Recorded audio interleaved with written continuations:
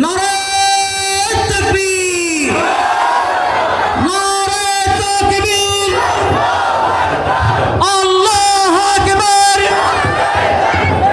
আল কোরআনের আলো সংসদে জালো,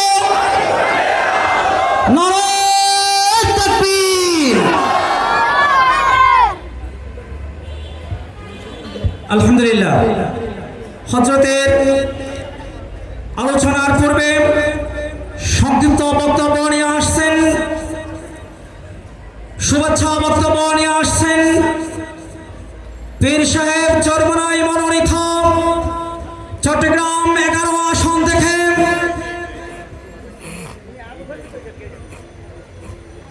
আমাদের মাঝে উপস্থিত হয়েছেন জনাব আলহাজ মোহাম্মদ নুরউদ্দিন সাহেব। আমাদের মাঝে স্টেজে উপস্থিত হয়েছেন হাতপাকা চট্টগ্রাম 11 আসন থেকে হাতপাকার মনোনীত সংসদ সদস্য পদপ্রার্থী জননন্দিত জননেতা আলহাজ মোহাম্মদ নুরউদ্দিন সাহেব। এই পর্যায়ে আমাদের সামনে গুরুত্বপূর্ণ নসিহত পেশ করবেন আজকের মাহফিলের সম্মানিত প্রধান বক্তা আলহাজ হযরত মাওলানা মুফতি হেদায়েতুল্লাহ খান আজাদী।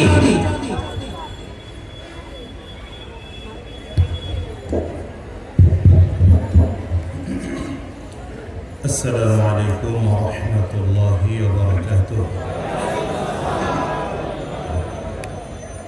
সাউন্ডটা একটু বাড়ায় দেন, বেসটা মনে হয় এই বক্সটা একটু সবাইকে মনে হয় সাউন্ডটা সুন্দর হবে।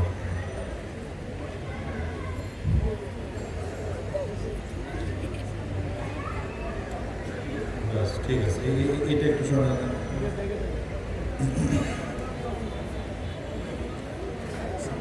ঠিক আছে ঠিক আছে, আরেকটু দেন, আরেকটু সামান্য, ব্যাস ব্যাস। আলহামদুলিল্লাহ الحمد لله الذي أحاط بكل شيء علما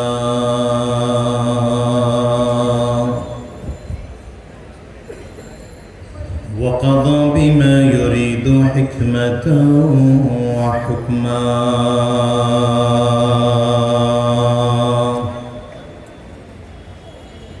وأنعم بالنعم ابتلاء وامتحانا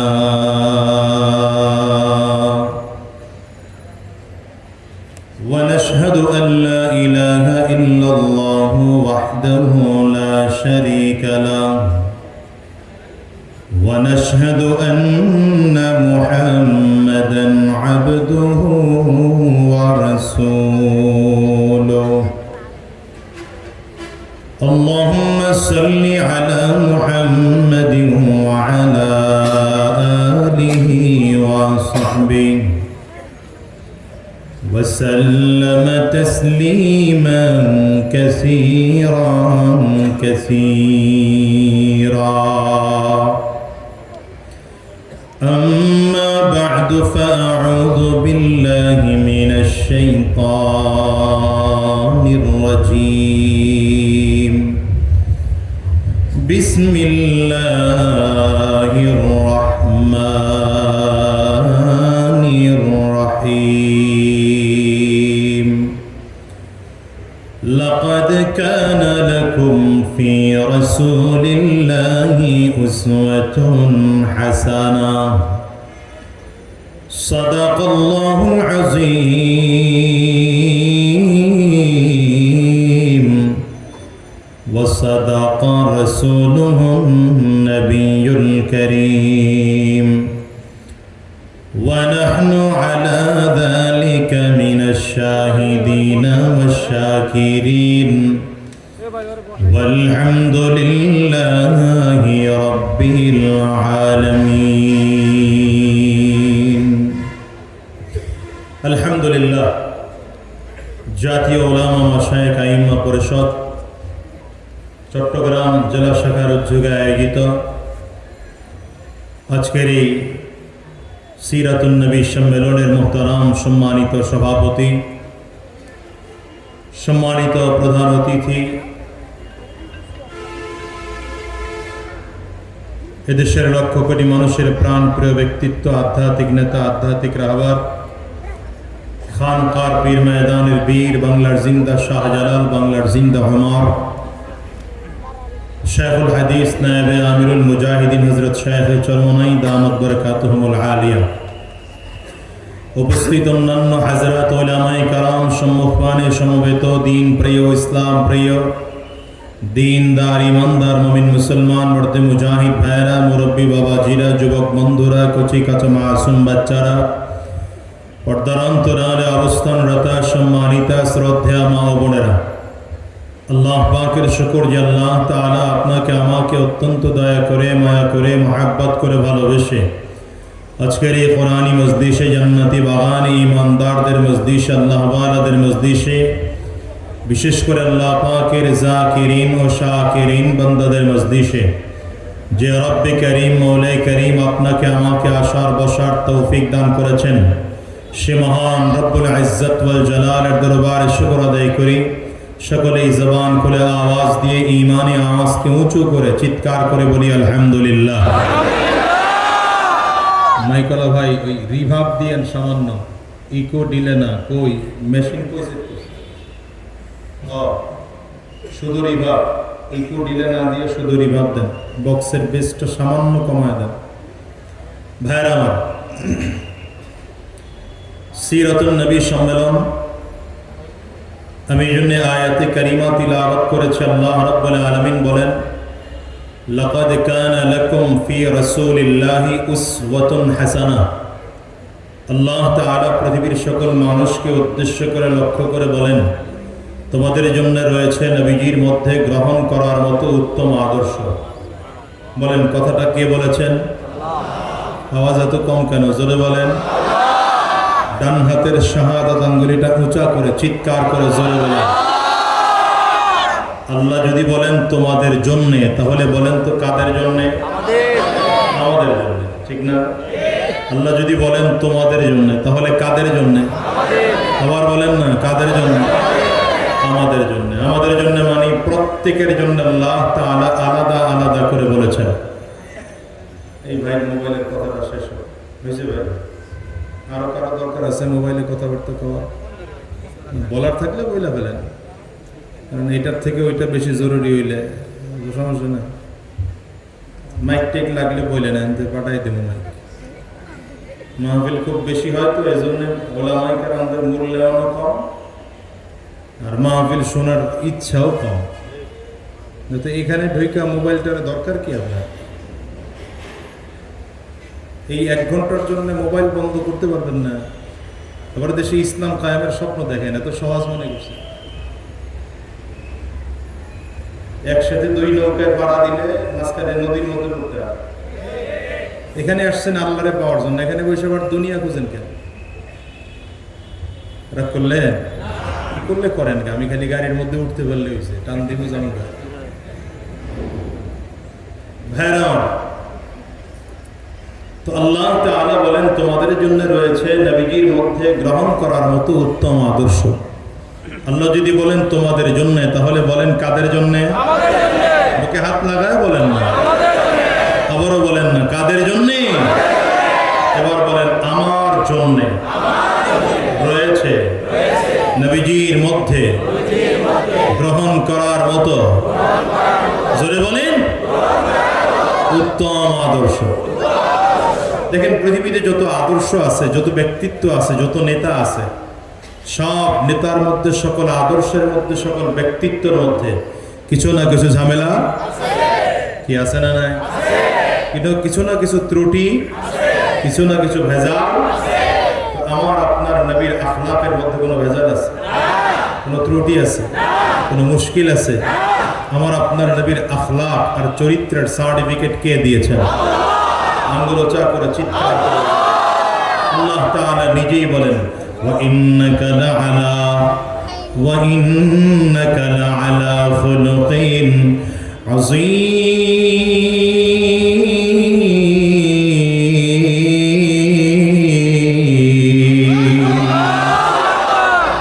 রব্বে করিম পয়গম্বর আরবীর আখলাক বর্ণনা করতে গিয়ে বলেন, পয়গম্বর আপনি মহান চরিত্রের অধিকারী।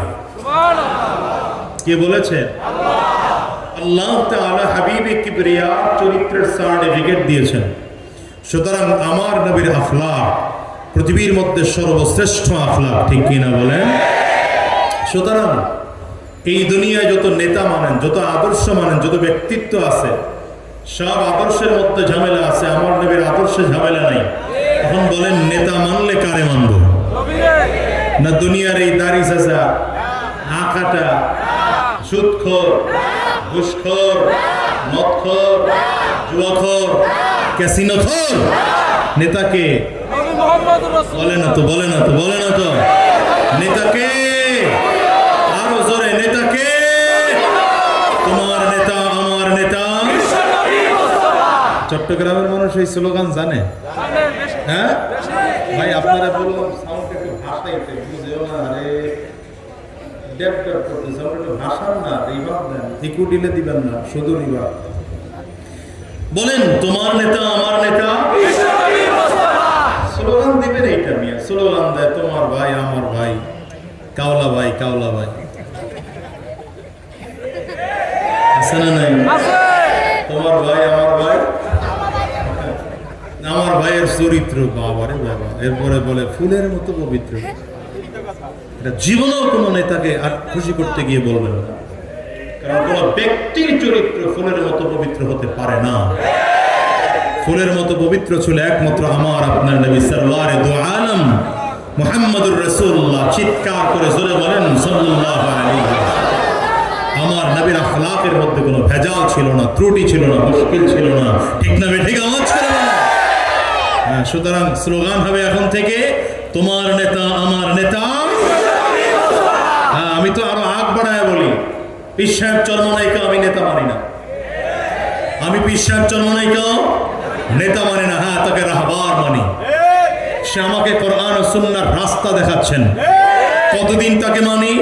যতদিন পীর সাহেব চরমনাই আমাকে কোরআন ও সুন্নাহর পথে রাস্তা দেখাবেন। যেদিন দেখবো সে কোরআন সুন্নাহর পথে নাই, আমি পীর সাহেব চরমনাইকেও মানি না। আমাদের নেতাকে নবী বলেন, আমাদের নেতাকে বিশ্বনবী মুহাম্মদুর রাসূলুল্লাহ। জোরে বলেন আমাদের নেতাকে। তোমার নেতা আমার নেতা, আমরা সবাই রাসূল সেনা। পারবেন স্লোগান দিতে? কাশি দেন, গলা ক্লিয়ার করেন, পরীক্ষা করেন। স্টেজের হুজুররা কাশি দেয় না, কিছু বলতে পারেন। বড় বড় আলেম বয়সে দিছি তো কি করি, দেন ভালো করে কাশি দেন। ভিতরে ঈমান বাদ দিয়া কুফরের জার্ম ঢুকে রয়েছে। কি কথা বলেন না কেন?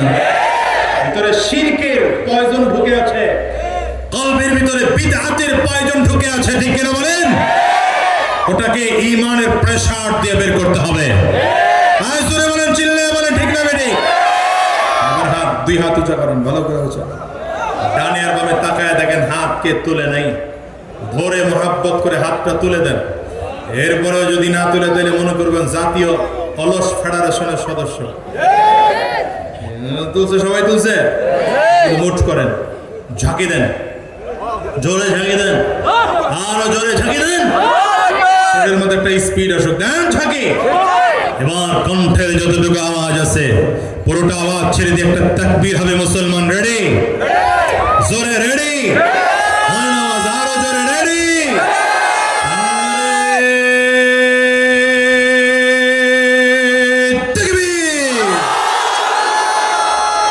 না, গাড়ি ভাড়া পোষাইল না, আওয়াজ আরো জোরে লাগবে। পারবেন? গলা ফাটায় দিয়ে আজকেই তো দিবেন, কালকে আর দিবেন না। নবীর জন্য স্লোগান, জাতীয় স্লোগান, মুসলমানদের স্লোগান, কোন ব্যক্তির নয়, কোন দলের নয়, ঠিক কিনা বলেন? দুই হাত উঁচু করে নারে তাকবীর, আল্লাহু আকবার। আরো জোরে নারে তাকবীর, আল্লাহু আকবার। তোমার নেতা আমার নেতা, বিশ্বনবী মুস্তাফা। তোমার নেতা আমার নেতা, বিশ্বনবী মুস্তাফা। আমরা সবাই রাসূল সেনা, আমরা সবাই রাসূল সেনা, আমরা সবাই নবীর সেনা। নারে তাকবীর, কোরআন সুন্নাহর আলো, সংসদে চালো,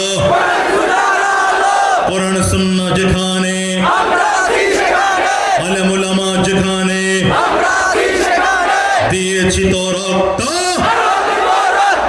দিয়েছি তো রক্ত, রক্তের বন্যায় দিল্লি না ঢাকা, দিল্লি না ঢাকা, দালালি না রাজপথ।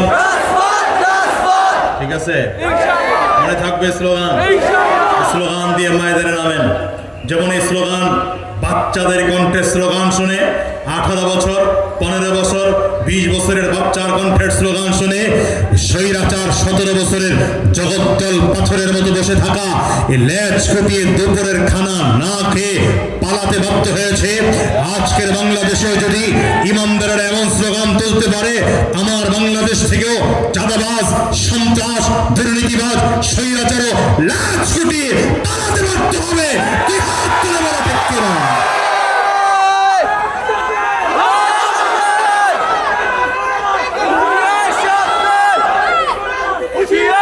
আল্লাহ কবুল করুন, আমিন বলেন।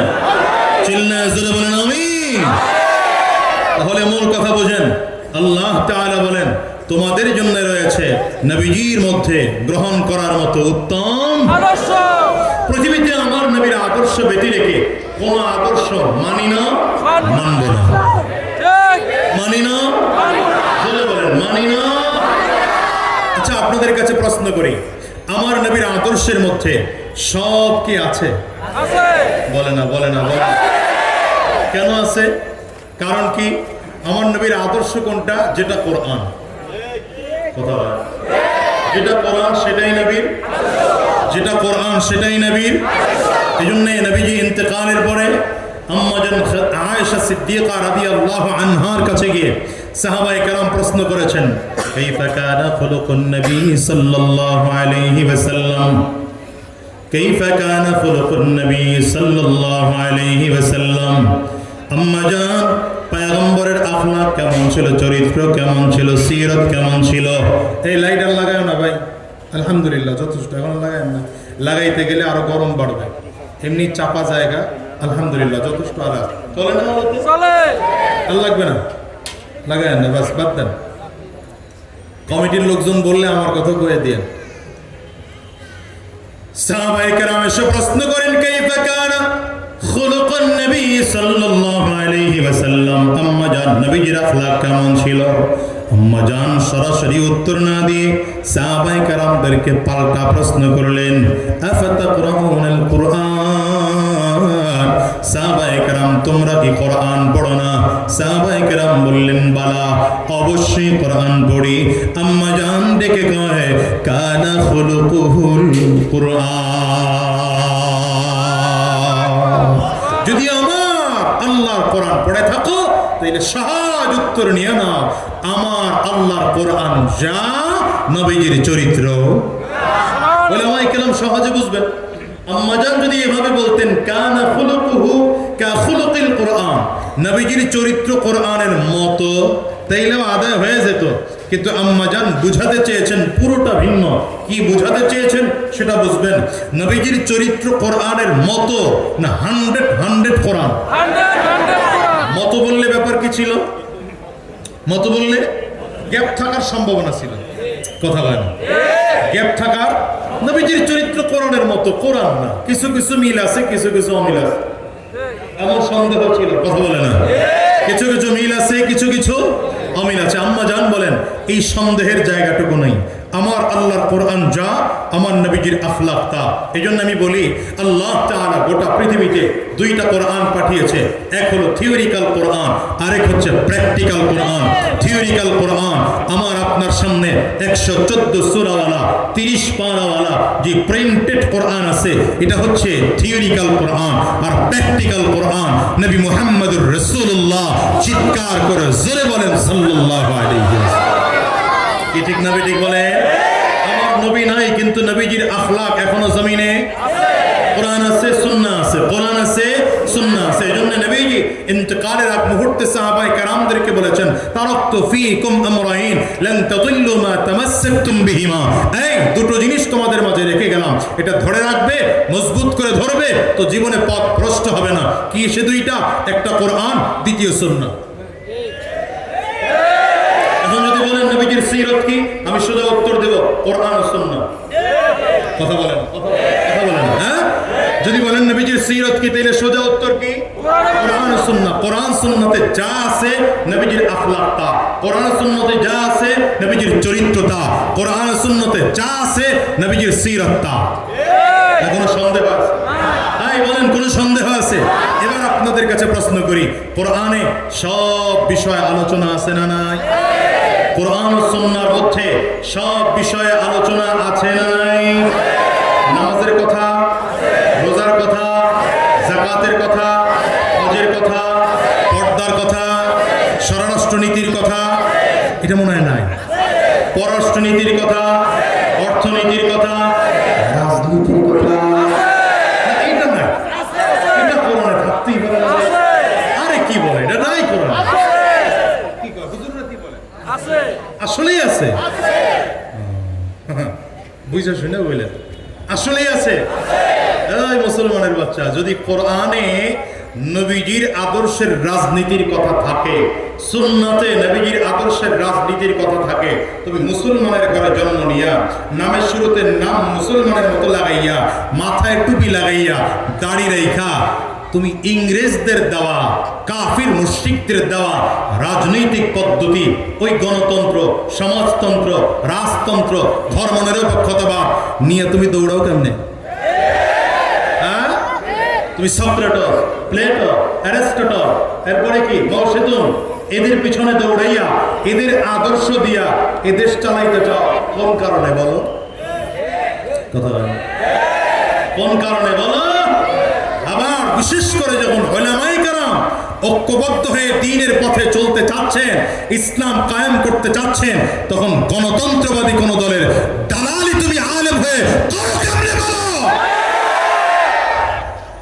তোমার লজ্জা হওয়া উচিত, তোমার লজ্জা হওয়া উচিত বেটা। মানুষ এত বেলজ্জা হতে পারে না। কথা বলে, এই মিয়া, নামাজ পড়বেন কার তরিকা? দেখছেন কত কষ্ট হইতেছে কথা বলতে। কত নামাজ পড়বেন কার তরিকায়? কেন এটা লেনিন কার্ল মার্কসের তরিকা পড়া যায় না? হ্যাঁ, হ্যাঁ, নামাজ পড়বেন কার তরিকায়? রোজা রাখবেন কার তরিকায়? হজ করবেন কার তরিকায়? দাড়ি রাখছি কার তরিকায়? মাথায় টুপি লাগাইলাম কার তরিকায়? বিবি বাচ্চাকে পর্দা করাই দিছি কার তরিকায়? কোরআন পড়তেছি কার তরিকায়? এই মাহফিলে আসলাম কার তরিকায়? রাজনীতি করব, আস্তে কয়, আরো জোরে, রাজনীতি করব কার তরিকায়?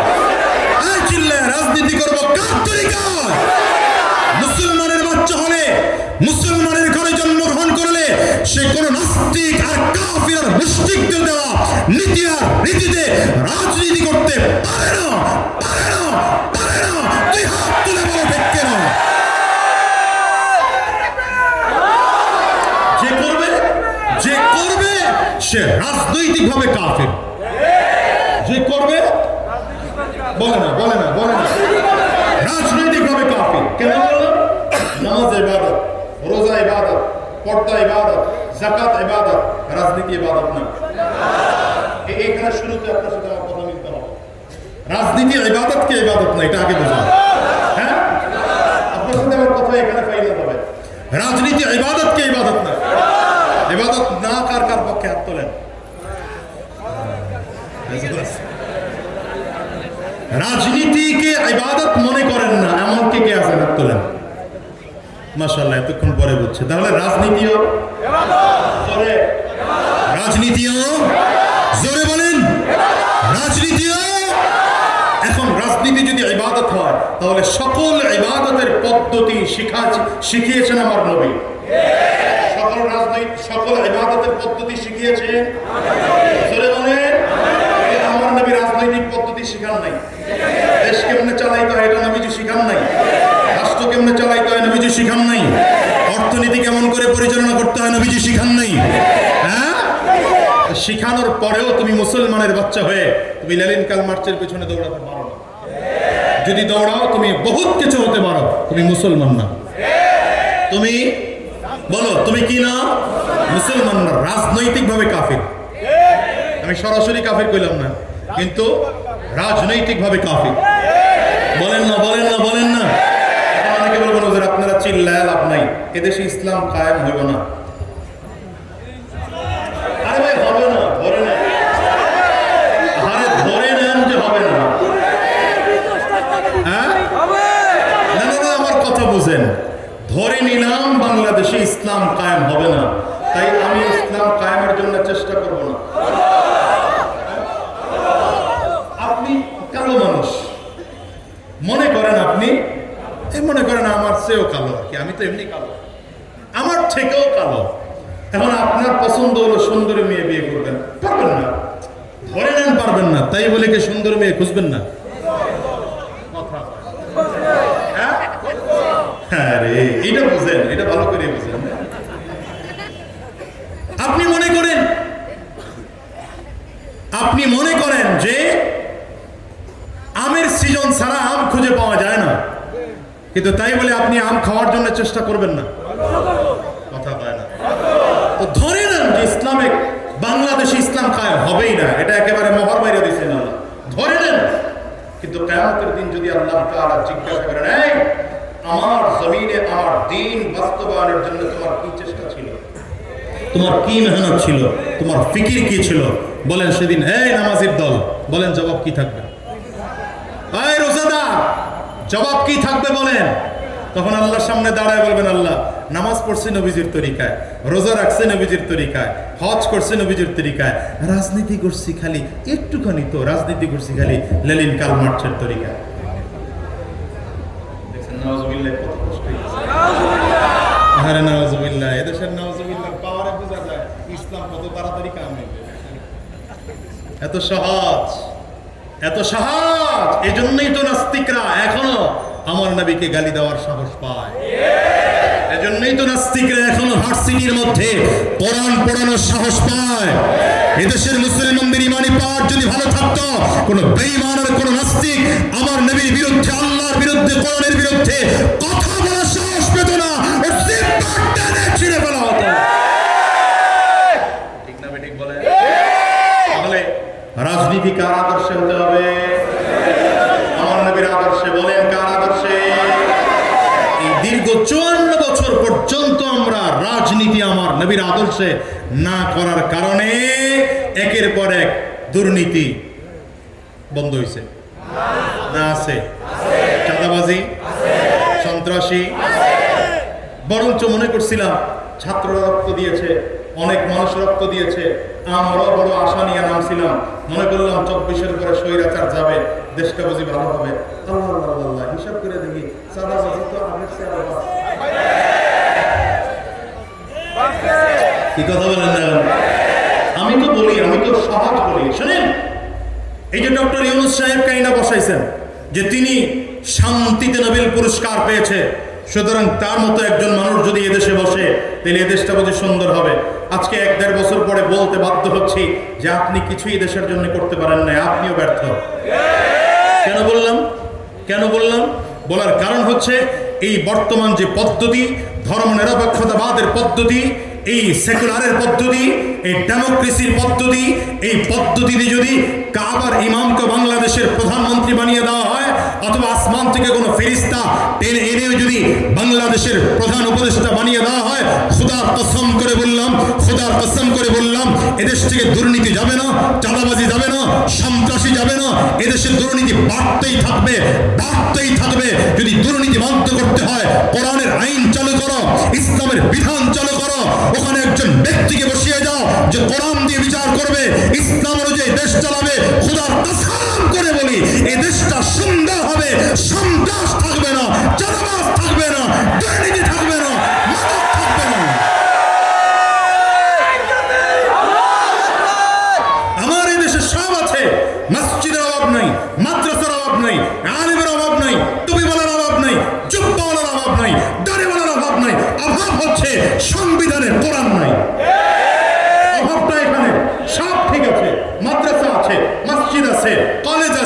ইউনিভার্সিটি আছে, আলেম আছে, পীর আছে, বুজুর্গ আছে, মাহফিল আছে।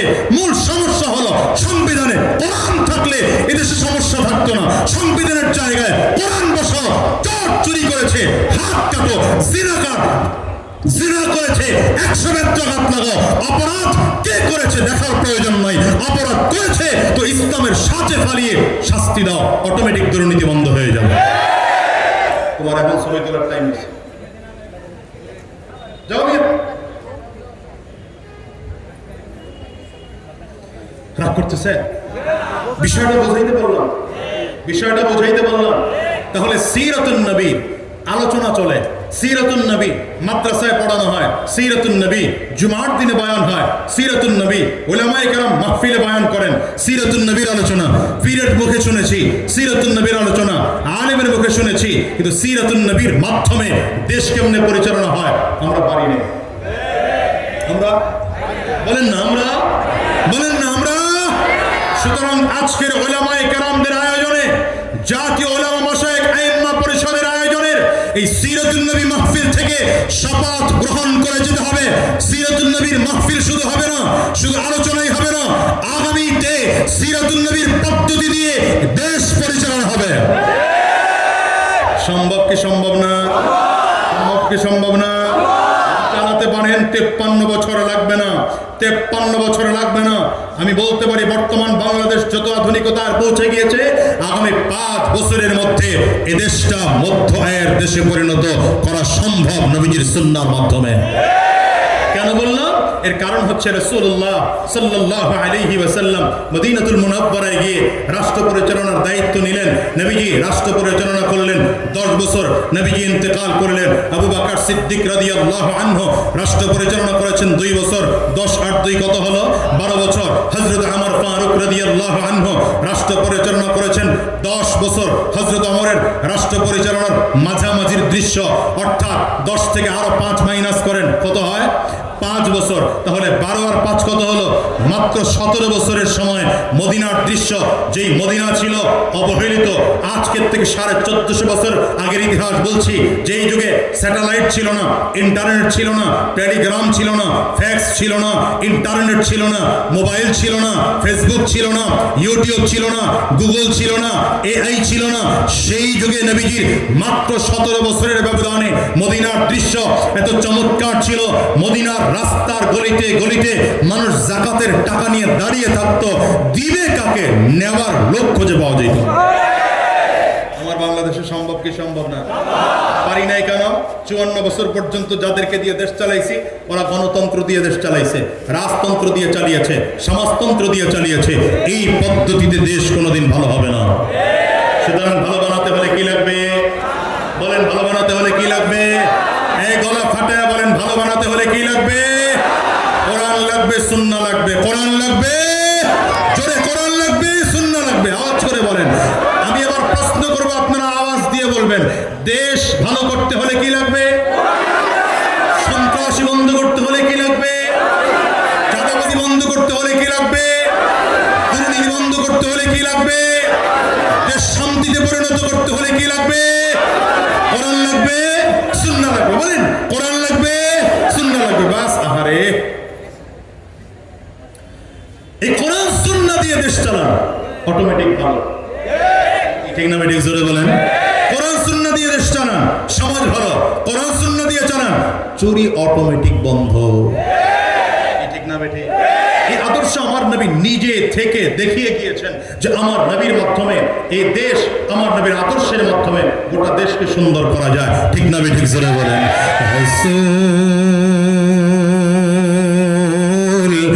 নামে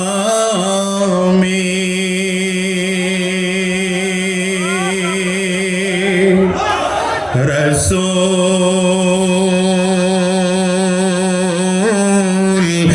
নামে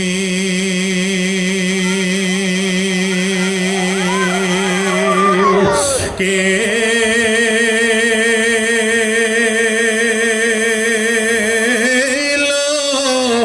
মদিনা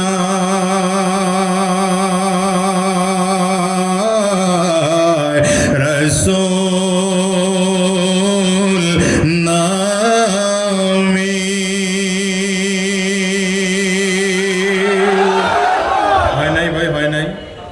এবার একটু আমার দেন, কথা বলতে দেন। জি, থ্যাংক ইউ আপনাকে।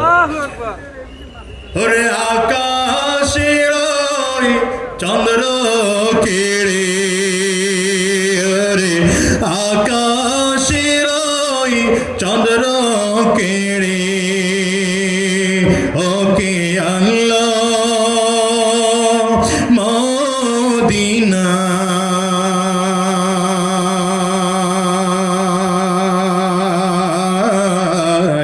রসুল, বলেন না রসুল নামে।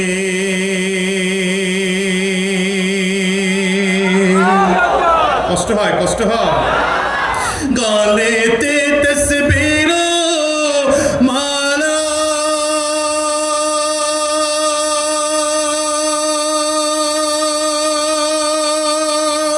কে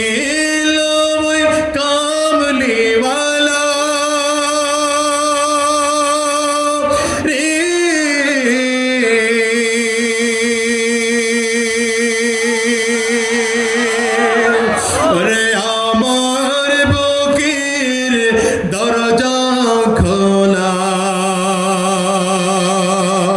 ওরে আমার বুকের দরজা খোলা, তাকে ডেকে নিয়ে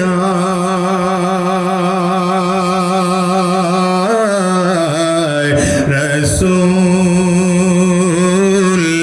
নামে, বলো রসুল নামে। কে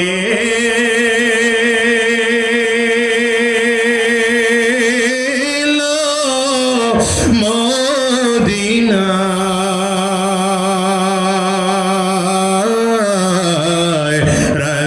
রসুল নামে। আল্লাহু আকবার, চিল্লায়ে লাকাদ কানা লাকুম ফি রাসূলিল্লাহি উসওয়াতুন হাসানাহ। রব্বে কারীম বলেন লাকাদ কানা লাকুম ফি রাসূলিল্লাহি উসওয়াতুন হাসানাহ। ভিন্ন আয়াতে আল্লাহ বলেন ওয়া ইন্নাকা লাআলা খুলুকিন আযীম।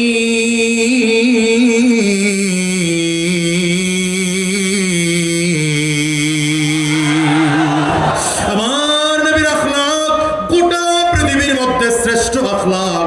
আমার নবীর থেকে এত চমৎকার আদর্শ, নবীর থেকে এত চমৎকার আখলাকওয়ালা, আমার নবীর থেকে এত চমৎকার সিরাতওয়ালা পৃথিবীর মধ্যে কেউ আসে নাই, আসবেও না, বর্তমানেও নাই। চিল্লায় জোরে জোরে বলো ঠিক কিনা। আমার নবীর সে আদর্শ দিয়ে মদিনা ইসলাম কায়েম করে গোটা জাতিকে দেখিয়েছেন আমার এই দ্বীনের মাধ্যমে সন্ত্রাসী বন্ধ করা সম্ভব, চাঁদাবাজি বন্ধ করা সম্ভব, দুর্নীতি বন্ধ করা সম্ভব। শুধু তাই নয়, আমার নবী দেখিয়েছেন এমন আদর্শবান মানুষ তৈরি করা সম্ভব যারা জন্মসূত্রে ছিল জাহান্নামের আসামি। আমার নবীর হাতে হাত দিয়ে এক একজন জান্নাতের মেহমান হয়ে গেছে। ঠিক কিনা জোরে বলেন। আমাদের দেশে এখনো অনেকেই মনে করে রাজনীতি আলাদা, পীরগিরি আলাদা, রাজনীতি আলাদা, ইমামতি আলাদা, রাজনীতি আলাদা, বক্তাগিরি আলাদা। হুজুররা মাহফিলে ওয়াজ করবে, রাজনীতি করবে না। পীর সাহেব খানকায় পীরের মেহনত করবে, রাজনীতি করবে না। ইমাম সাহেব জুমার দিনে জুমার বয়ান করবে, রাজনীতি করবে না। এখন তারা মনে করে রাজনীতি হলো সন্ত্রাসীদের কাজ, রাজনীতি চাঁদাবাজিদের কাজ, রাজনীতি দুর্নীতিবাজদের কাজ। কিন্তু ইসলাম শেখায় না রে, না না। পীর সাহেব রাজনীতি করবে, ইমাম সাহেব রাজনীতি করবে, খতিব সাহেব রাজনীতি করবে, মুহাদ্দিস সাহেব রাজনীতি করবে, মুফাসসির সাহেব রাজনীতি করবে, আলেম রাজনীতি করবে। সন্ত্রাস রাজনীতি করার অধিকার নাই, আলেমদের রাজনীতি করার অধিকার আছে। ঠিক কিনা করে জোরে বলো। আমার বাংলাদেশে যদি উলামায়ে কেরাম রাজনীতি করেন তাইলে এদেশের মধ্যে দুর্নীতি থাকবে না, চাঁদাবাজি থাকবে না, সন্ত্রাসী থাকবে না। তবে সাবধান, এমন রাজনীতি করতে গেলে মার খাওয়ার প্রয়োজন হলে খেতে জোরে খেতে, যদি রক্ত দেওয়ার প্রয়োজন হয় দিতে, যদি জীবন দেওয়ার প্রয়োজন হয় জীবন দিতে হবে, ঠিক কিনা করে বলো। মনে রাখবা প্রত্যেকটা বিপ্লব রক্ত ছাড়া হয় নাই, জীবন ছাড়া হয় নাই। 47-এর বিপ্লব রক্ত ছাড়া হয় নাই, জীবন দেওয়া ছাড়া হয় নাই।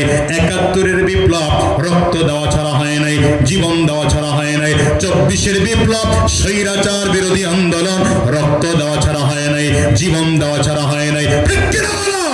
সুতরাং আগামীর বাংলাদেশেও যদি উলামায়ে কেরাম হাতে হাত রেখা, উলামায়ে কেরাম যদি কাঁধে কাঁধ মিলাইয়া আপনাদেরকে আবার ময়দানে নামতে বলেন ইসলাম কায়েম করার জন্য, কোরআন কায়েম করার জন্য, দ্বীনে জমিনে বাস্তবায়ন করার জন্য, আমরা প্রয়োজনে রাজপথে নামবো, ঘাম ঝরাবো, রক্ত ঝরাবো, যদি জীবনটাও দিতে হয়। কারা কারা তৈয়ার আছো? দুই হাত তুলে দেখা।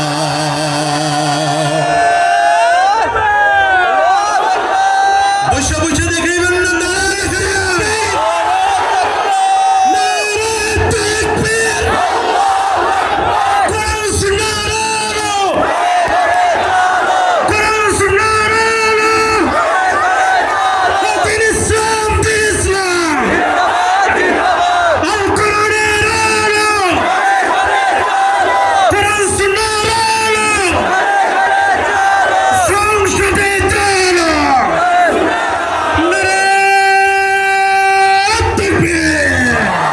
আল্লাহ কবুল করুন, চিল্লায় বলেন আমিন। আর জোরে আমিন। এই রক্ত দিতে তৈয়ার আছো? বলো বলো, রক্ত দিতে তৈয়ার আছো? জীবন দিতে তৈয়ার আছো ইনশাআল্লাহ? সাহাবায়ে কেরাম রক্ত দিয়েছেন, জীবন দিয়েছেন, আমরাও দিতে তৈয়ার। কে ঠিক কি আওয়াজ করে বলেন? হযরত ওমর ফারুক রাদিয়াল্লাহু আনহু খলিফাতুল মুসলিমিন হলেন, মসজিদে নববীর মেম্বরের মধ্যে দাঁড়ায় এক একজন সাহাবীর অবদানের কথাগুলো বলছেন।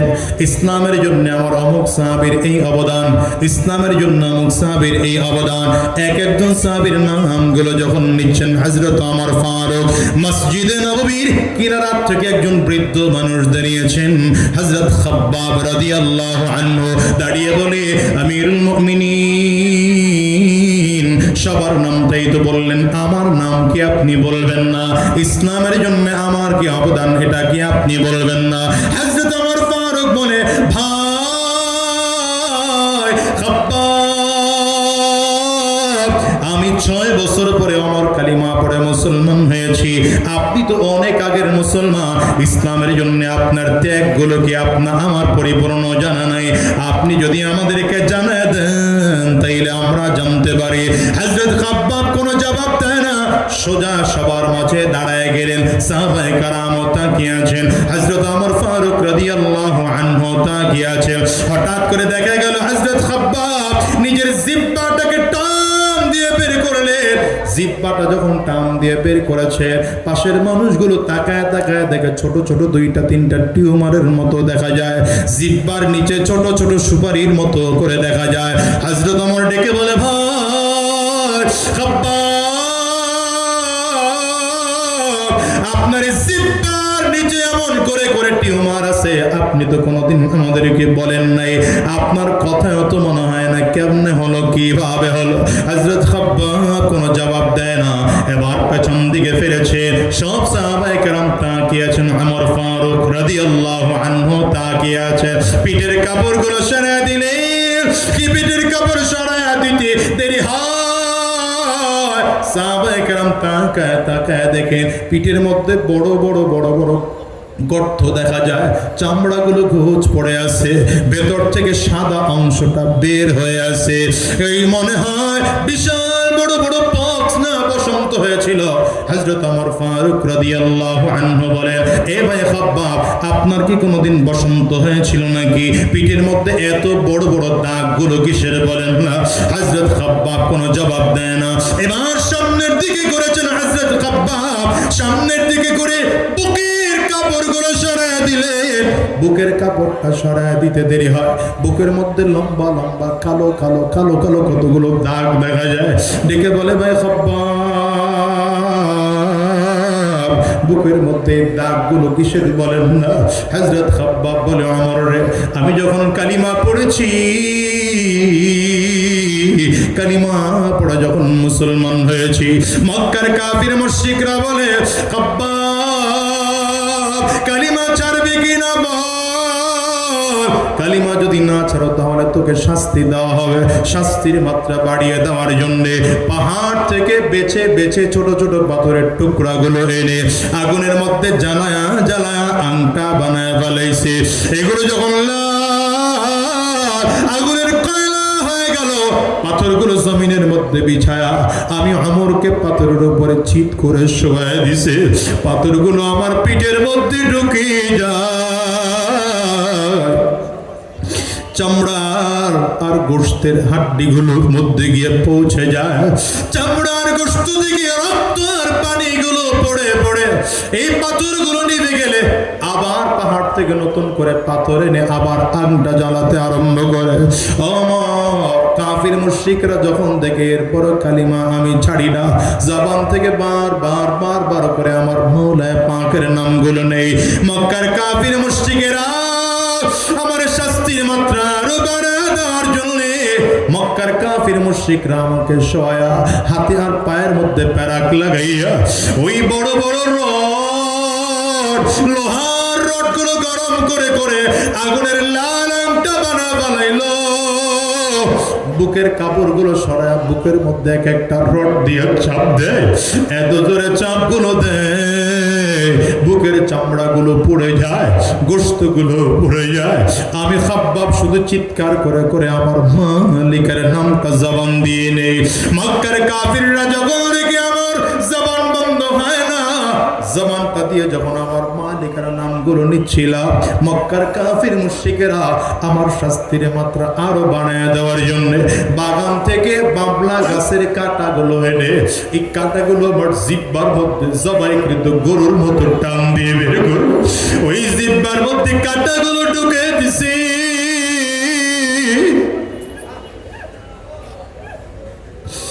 আমার জিহ্বার সেই জায়গায় কাঁটাগুলো ঢুকে গেল, এই জায়গাগুলো এখনো পর্যন্ত ভরাট হয় নাই, নিচের ছোট ছোট ছোট ছোট টিউমারের মতো দেখা যায়। ও দুনিয়ার মুসলমান, আমি তোমাকে বলে যাই, শোনো, আজকে তুমিও দুনিয়ার জন্য পাগল হইলা। আমার নবীর সাহাবীরা তো কেমন ছিলেন ভালো করে তুমি জানো। আচ্ছা বলো তো, কিয়ামতের ময়দানে যেদিন লক্ষ লক্ষ নবীরা যেদিন থাকবে, যেই দিন আমার আল্লাহ তাআলার কোটি কোটি অগণিত ফেরেশতারা যেদিন থাকবে, লক্ষ কোটি ইমামদার কিয়ামতের ময়দানে যেদিন হাজির, ওই দিন যদি তোমার আমার নবী তোমার আমার সামনে দাঁড়ায় বলে, ওরে উম্মত, এই দ্বীন ও ইসলামের জন্য আমার উহুদের ময়দানে দুটো দাঁত শহীদ করেছি, এই দ্বীনের জন্য আমি নবী আমার মাথার লোহার টুপিটা ভেঙে লোহার খুলির মধ্যে ঢুকে গিয়েছে। আমি নবী এই দ্বীনের জন্য তায়েফের জমিনে মার খেয়ে খেয়ে 3 বার বেহুশ হয়ে পড়েছি। আমি এমন মার খেয়েছি তায়েফের ময়দানে আমার চলার মতো সাধ্য ছিল না। বল না তো ইসলাম ও দ্বীনের জন্য কি করেছ? বাইরে বলো না, রবের সামনে দাঁড়ায়া আমার নবীর কাছে সেদিন কি জবাব দিবা? এই জন্য অনুরোধ করে যাই, সাবধান, নিজের জীবনের মূল্যায়ন কইরো না। কয়দিনের দুনিয়া বলো তো? আজ আসি আগামীকাল দুনিয়া থাকবো এমন কোনো গ্যারান্টি নাই, বরঞ্চ দুনিয়া আসার সিরিয়াল আছে বাজার, যাওয়ার কিন্তু কোনো সিরিয়াল নাই। আমি তো প্রায় বলি, আজকেও বলে যাই, আজকের এই ময়দানটার দিকে যদি তাকাও, আজকে এখানে 50 বছর আগে অথবা 100 বছর আগে আমরা কেউ ছিলাম না। আবার আগামী 100 বছর পরে যদি চিন্তা করো, এখানে কেউ আমরা জমিনের মধ্যে থাকবো না, এমন কোনো গ্যারান্টি না। আজকের এই মাহফিলের মোনাজাত করে বাসায় ফিরে যাব, মালিকের কাছে এমন চিন্তাটা করে নিজের দিলটাকে একটু নরম করে দাও। আজকের এই ময়দানটার থেকে দেখো তো, কত মানুষের ঘরে যেন মা নাই, কত মানুষের ঘরে যেন বাবা নাই। বাজান রে, কার কার ঘরে মা নাই একটু হাতটা উঁচা করে দেখাও না। কার কার ঘরে বাবা নাই হাতটা তোমরা একটু উঁচা করে দেখাও, হাতগুলো তুলে রাখো বাজার। আমার কলিজার টুকরো যুবকেরা দেখো, মা হারা মানুষ মানুষদের চোখ দিয়ে কেমন করে পানি বের হয়, বাবাহারা মানুষগুলোর চোখ দিয়ে কেমন করে পানি বের হয়। এরে কলেজ একটু করে যুবক,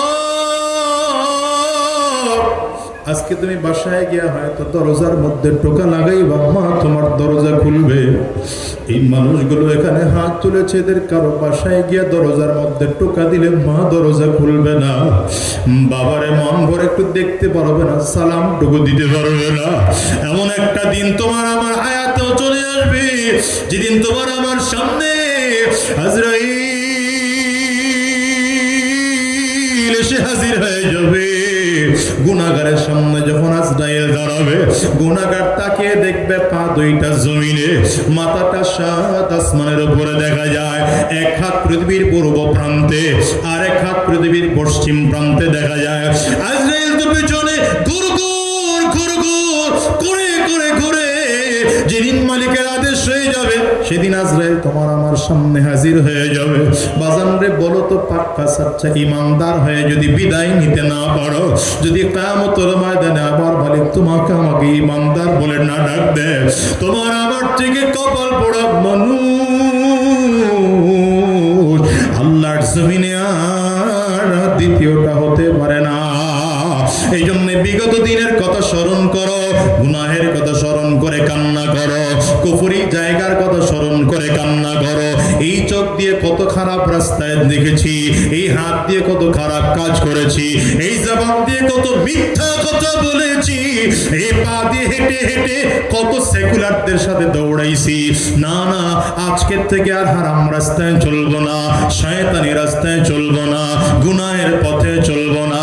আজকের এই ওয়াদা ময়দানে ওয়াদা করে যাও, যতদিন আল্লাহর এই জমিনে বেঁচে থাকবো, আমার নবীর দ্বীনের পথে চলবো, কোরআনের পথে চলবো, ইসলামের পথে চলবো, নবীর দ্বীন জমিনে বাস্তবায়ন করার জন্য চেষ্টা ফিকির মেহনত করব।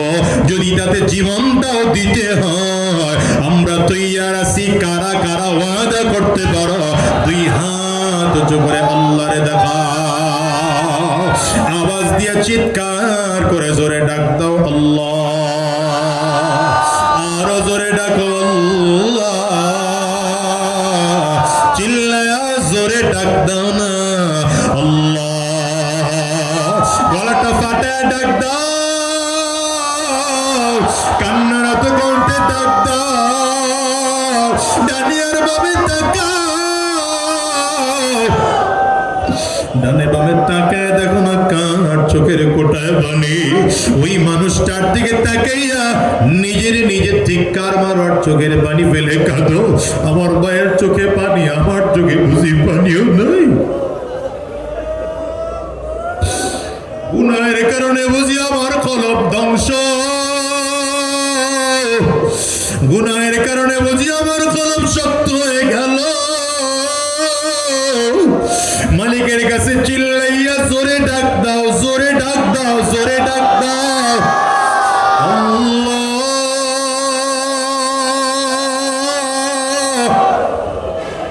দয়ার মালিকরে সবাই মিলে ওয়াদা করলাম, আর হারাম রাস্তায় চলবো না, আর শয়তানি রাস্তায় চলবো না, আর গুনাহের রাস্তায় চলবো না। আল্লাহ তুমি কবুল করে না, চিল্লায় বলো আমিন, আর জোরে জবান খুলে বলো আল্লাহুম্মা আমিন। হাত তুলুন আমার ভাইয়েরা।